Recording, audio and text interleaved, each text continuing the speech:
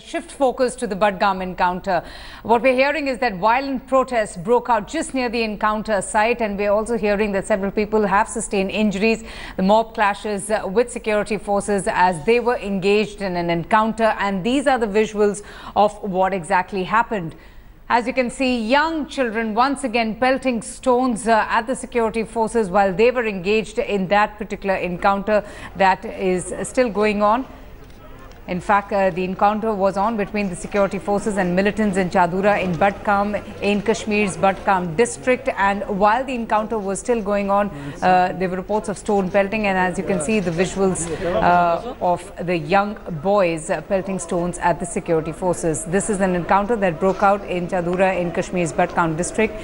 And we also got news that one militant, in fact, was holed up inside the house. We showed you visuals of that encounter a short while back. We also saw and heard, in fact, loud explosions just outside that huge three-story house. And these are the visuals of that protest that broke out while the encounter is still going on, of young boys pelting stones at the security personnel.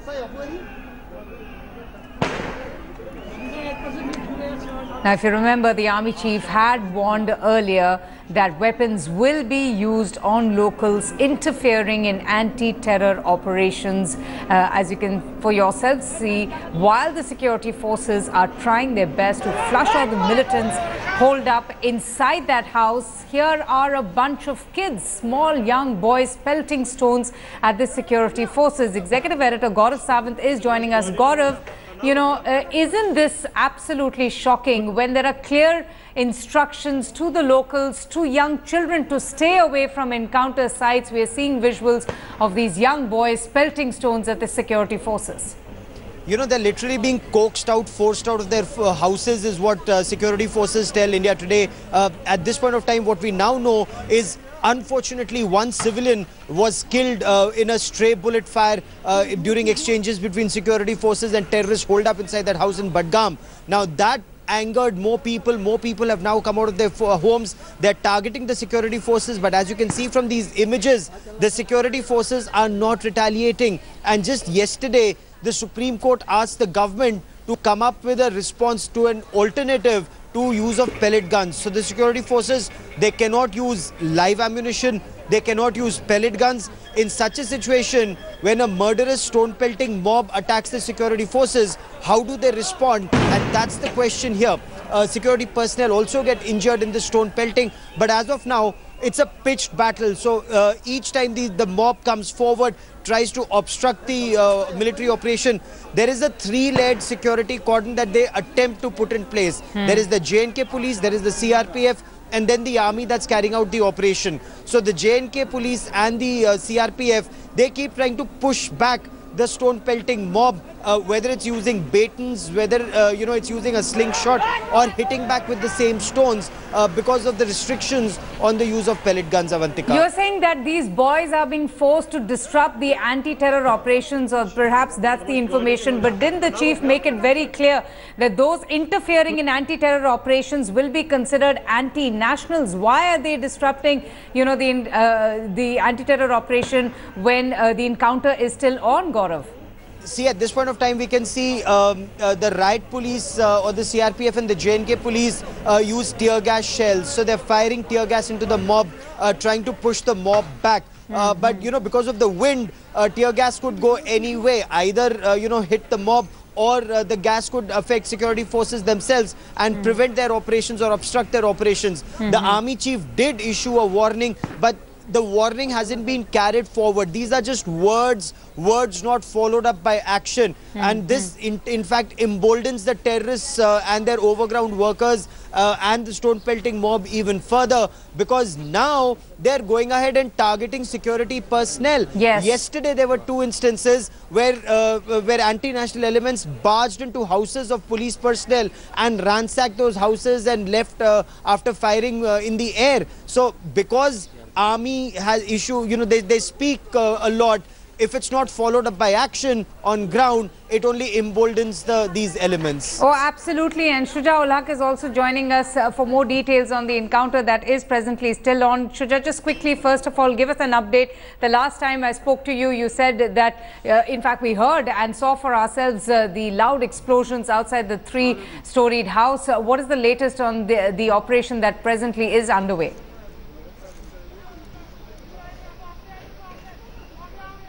Well, Avantika, the operation is still, going on. It's about 7 hours now that it has been going on. We are only given to understand by the security forces that they are sort of constantly engaging the militant who is inside. Initially, there was the information about 2 militants being present, but then later on, we've been informed by sources that it is only 1 militant who is inside that house. Okay. The house is a concrete, building. It is 3-story residential house. Though the people who were living there were evacuated very early in the morning in itself, and like you were pointing out in the visuals in itself, you can see the kind of explosions and the gun battle that is prevailing even as we speak.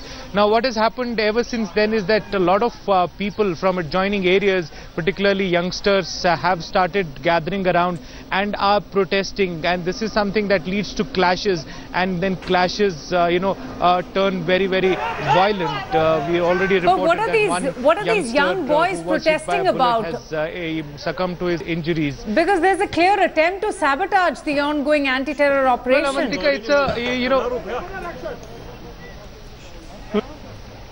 Well, Avantika, it's it's a very worrying, trend that has picked up in the valley, particularly after that Burhan Wani aftermath and the unrest that began. We have seen this is not the first time, in an encounter that people have come out and, supported and protested against the security forces, but many times in South Kashmir. In fact, every time there is an encounter, we hear about clashes also happening. It seems that the people who are living around are supporting these militants, who most of the times are local boys. Let's also remember that there are around 60 to 70 local boys who have gone missing from their houses in last 6 months after the Burhan Wani incident, and they are presumed to have joined militant ranks. Now, if there are local boys who are trapped inside the encounters, their supporters, their family members, relatives, friends, do gather around and start, protesting, and those protests eventually turn into clashes. Yes. Now, the need of the hour is engagement at various levels. Just stay with me, Shuja. Just please stay with me. We have the reaction of the DIG of the CRPF. We're just going to play out that sound bite before I come to you. उनके पास में gun है, उन्होंने सुबह से fire किया है। अभी 1-1.5 घंटे से फायर नहीं हो रहा है, तो अब कह नहीं सकते कि वो कैजुअलिटी हो गई है या वो दबे हुए हैं, पड़े हुए हैं। एंड हमने घेरा डाला हुआ है।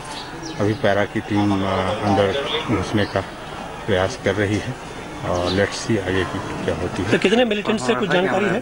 अभी तक अंदेशा 1 का है, तो मिलने पर मालूम पड़ेगा। एक सिविलियन की भी बताई जा रही है कि गोली लगने से मौत हुई है, क्या ये रिपोर्ट्स कंफर्म है? कोई रिपोर्ट नहीं मिली, मुझे तो ऐसी कोई रिपोर्ट नहीं। कितना वक्त अभी भी इस ऑपरेशन में लग सकता है? ये कहना मुश्किल है, जब तक ऑपरेशन क्लोज नहीं होता है तब तक मुश्किल है। अभी Right, Shuja, but it's tragic, when young children lose their lives as a result of them disrupting the anti-terror operations. And this is a very alarming and disturbing trend that is only increasing with each and every passing day. Well, absolutely, Avantika, that's bang on. It's a very disturbing trend that is picking up in the valley. In fact, for past 6 months, it has only gone up. And now it has reached at a point where, like I was pointing out, every single encounter that happens is followed by clashes and protests like these. And these clashes eventually turn into violence, which leads to more deaths, like the one that has happened today. And these deaths eventually lead to more protests. So it's a cycle, a very vicious cycle. That's why I was mentioning that a lot of people are criticizing the government for its lack of engagement on the ground. Yes. Many people are suggesting that it is because the government hasn't been able to reach out to these people and douse down the angers, and that's why it has come to this level. Absolutely. Now, whether there will be any policy change or a shift in tactics, both militarily as well as the civilian government is concerned. That's something we'll have to look and watch for. Gaurav, aren't security forces exploring various ways to ensure that there is no, gathering of locals around these encounter sites, that there are no impediments to counter-insurgency operations? How are they planning to deal with this? The security forces can strictly enforce law, but should they do that, there will be more casualties, and that is why the government has asked the security forces to deal with the situation with a velvet glove. The iron fist is still not coming out. Even if you've seen these images, youngsters, they're pelting stones, but the security forces are not retaliating. Only when they come very close to the operation site that a tear gas shell is fired, and then the youngsters are pushed back. So whatever is the pent-up fury, the government saying let it come out, and then you'll engage. The fact remains, these boys are being misled, they are being misguided. Some say they're disenchanted. At the same time, local terrorists, those who picked up the gun after terrorist Burhan Wani was killed, the locals are being asked to give up the gun, join the mainstream, and they will be rehabilitated. As far as foreign terrorists are concerned, Pakistani terrorists are concerned, they will be eliminated, they will be neutralized, whether at the line of control or in the depth area. And even here, the operation took so long because the initial input seemed to indicate more than one local terrorist, because another input said there could be a foreign terrorist, that the security forces mounted an operation. Till the end, their effort it was to get these boys out alive. Or now the intelligence input seems to indicate that there's only one terrorist, and he too appears to have been either injured or neutralized completely. And what's also frightening is, sometimes the kind of support extended by the locals in the area to these militants, Gaurav. In some pockets of Kashmir, not as much in Budgam, but if you go towards the southern part of Kashmir, in South Kashmir, it's a major problem. In North Kashmir, it's not a problem. Okay. So it's got to do also with the local population, the kind of support they've given to terrorists in the past. For example, in Tral, where Burhan Wani, the terrorist, came from, that was seen as a Hizbul Mujahideen stronghold. So in that area, you did see a lot of local support. The government made a big mistake by weakening the security grid, removing security forces in that area. The army maintained it was premature, but since government had taken a decision, the army was withdrawn. And only after the situation spiraled out of control that the army is being redeployed in those areas. But it will take some time to again contain the situation.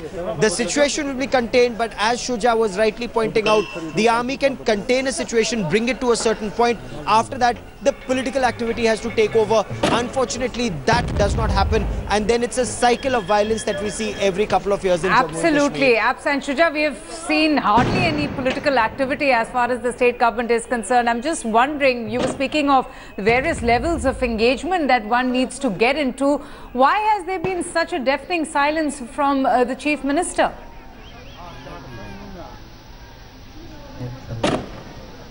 Well, that's a big question. In fact, Avantika, to give you a sense of how the entire political system has failed to engage and reach out to people, we are looking at the election times, because 2 parliamentary seats are going for polls just about a couple of weeks from now. This is the time when there should be a lot of political engagement, there should be campaigning around, but because of the threat and the kind of violence that is brewing, particularly in areas like South Kashmir, we are hardly seeing any rallies happening. Yes. Congress party has cancelled several of its rallies. Similarly, other political parties haven't engaged with the people the way they should at a time like this. So this speaks volumes about the situation on the ground. There are people in hundreds of numbers who come out and support militants openly. There are thousands of people who gather at their funerals, and all of it has happened in last 5 or 6 months. That's why I was pointing out there is a need for engagement at various levels, and perhaps that is something that the government and both at center as well as the state have failed at this point of time. Shuja and Gaurav, thanks so much. I'm just going to give a quick brief of the visuals that we're showing you. These 2 visuals, one of the encounter site where a fierce gunfight is presently on between one militant who is believed to be inside that particular house and the security personnel. And on the other side, you can see how the locals are attempting to disrupt the ongoing anti-terror operation in Budgam.